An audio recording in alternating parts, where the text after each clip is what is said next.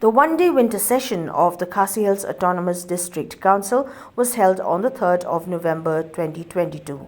After the issue of border settlement between Meghalaya and Assam was introduced on the floor of the council by nominated MDC Bindo M Lanong, a heated discussion had taken place wherein the MDC of Mylliem, Ronnie V Lyngdoh, had countered the MDC from Rambrai Jyrngam, Bajop Pyngrope, for interfering in the latter's speech.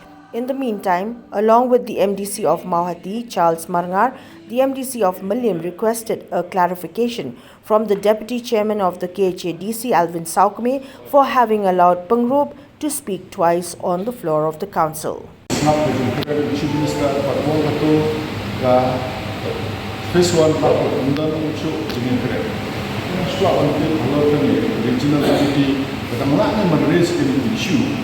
Nama bagi laki masyarakat tempat sohun kekumno ke Chief Minister ulur pada baik ini kerja nasional ke regional committee la namanya ni bagi apa on ba betul kan notification boleh pada 1951 kamdai ba transfer ya kata ke block 2 Shillong Assam dan MDC of Mawhati mereka kalau only for administrative purpose.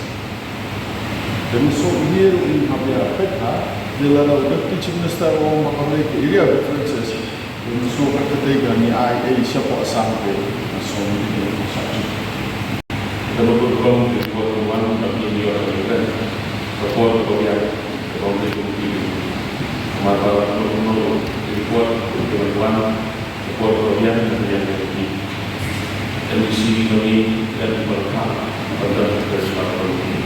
Suka kita memandai dari tujuan kumpulan MDC berharap ini distributed se habis penting menambah yang mengenal di berbeda lagi. Nongyalam itu sudah kita pasang tentang proyek 6 tahun lebih.